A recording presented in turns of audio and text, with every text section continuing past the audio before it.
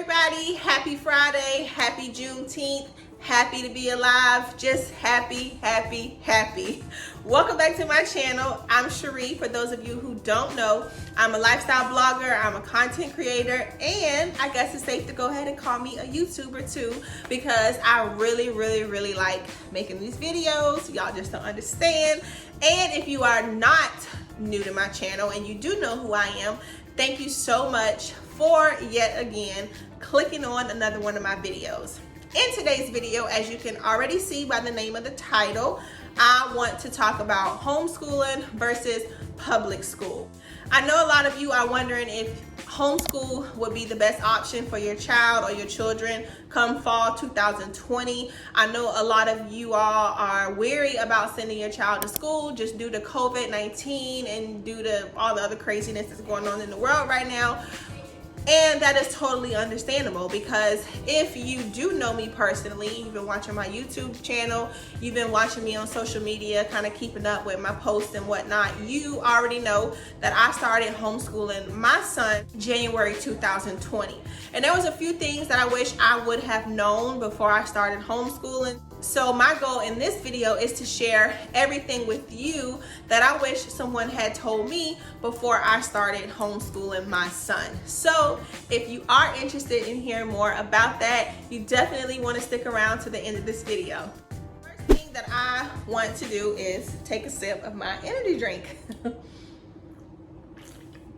I really like the taste of these. It's the VA Energy. This one is the peach mango. I have no idea if this drink actually gives me energy. I think it's all in my head, but it definitely tastes good. Does any of y'all drink this? If you do, let me know in the comment section below. Does this really give you energy? I don't know, but okay. So let's talk about if homeschooling is a good idea. Now, I think this answer will vary based on the parent and based on the child. I feel like for my situation and my son's situation, homeschool was a good idea. There are various reasons why I decided to homeschool him, which I will probably save that for another video. Not this video, but I'll tell y'all one day why I decided to homeschool my child. I definitely think that this answer depends on your specific situation. In my case, yes, homeschool was a good idea. I definitely know that I'm going to continue homeschooling my son for his 8th grade year, because he's going to 8th grade. Woo, woo, woo, woo. So I know that I'm going to keep it going. I do know some parents who tried homeschooling 1 year and it just didn't work for them, and that's okay, because no, it does not work for everybody. I will say that it took a lot of time out of me. That is one thing that I did not expect. I did not expect that I would have to invest so much time into homeschooling my child, because not only at this point am I the parent, I'm also the teacher too. So it does take up a lot of your time. You want to make sure you're able to manage your time properly, because at his age, being in 7th grade, you know, he's not so much of a self-starter. He still needs, you know, assistance and getting assignments done and things like that. So yes, it did take a lot of my personal time. But I do think overall, yes, it's a good idea. Another thing that I would like to share with you about homeschooling, because a lot of people want to know, is homeschool free?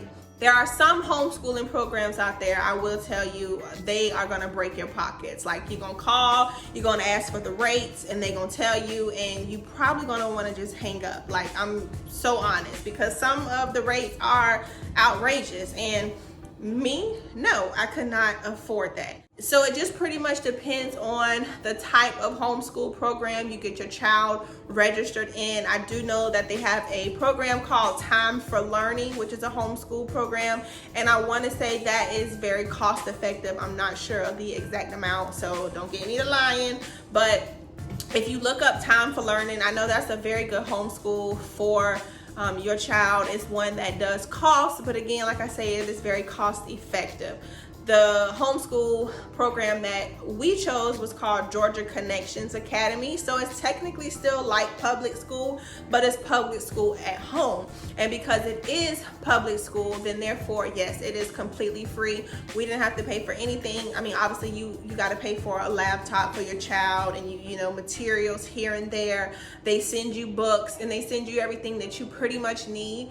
We had to do a few science fair projects and social studies projects where, you know, that calls for a few out-of-pocket expenses, but other than that, homeschool is completely free. So what does it take to homeschool?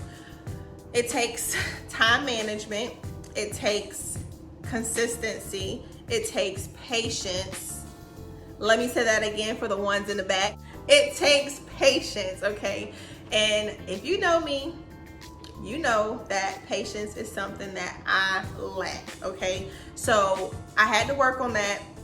I'm still working on that, and I promised myself that I will have much more patience with myself and with my son and with the school come 8th grade year, because I don't want to have a repeat of 7th grade year. So I know that I will work on my patience, okay? Something else that homeschool takes. You have to be organized. You really have to have a plan. Don't just wing it. And I say this because in the beginning, I felt like I just winged it. I really did. I didn't have a plan. I didn't have anything written down. I didn't have an agenda. We just kind of got up every day and we just did what was required to do each day. I will say that it was very flexible. The schedule that my son was on, it was very flexible, so it was good. And a lot of people always used to say, well, how do you work full time and homeschool your child? Okay, well, my son is old enough where he can watch himself during the day. A lot of the times he may go to a friend's house, or he may go to a basketball camp, or wherever. But sometimes, yes, he did stay home at the time, and he was old enough to watch himself. So most of the time what we did is I would just pretty much have him do what he could do during the day by himself, and then when I got home, we would work on the rest. The good thing about it is you didn't have to turn in something every day. That was the good thing about it. You at least get about 2 to 3 days to work on some things before you actually have to submit them. There were no penalties for the assignments being turned in late, or any, you know, late points taken off, or any, you know, that crazy stuff that used to go on when I was in school. You know, we also got a chance to do some of the assignments on the weekend, which I love that. I thought that was so great. So a lot of the times we would just dedicate the entire Saturday morning or dedicate the entire Sunday night to getting some schoolwork done. And you know, all you do is just get it done. You go and you submit everything that you have to online via Google Docs, or even using the homeschooling portal itself. But once you get the hang of it, it was fairly easy. So I know I kind of got off a little off topic right there. So the very last thing that I would say that it takes to homeschool is you want to have the end in mind. You want to have a goal. Obviously, yes, the goal is for your child to be promoted to the next grade, but you want to make sure you actually get something out of it. You want to actually make sure they are learning and they are, you know, getting the education that they do need. So if you do decide to send them back to school one day, they won't be totally behind or totally out of the loop. So definitely make sure you keep the end in mind. Make sure you have a goal, and I guess having a goal kind of relates with just having a schedule, being organized, doing everything that you need to do to make it work. Another thing that I would recommend is make sure your child is staying active. So I noticed with my son that his level of laziness got real high when we started homeschooling, okay?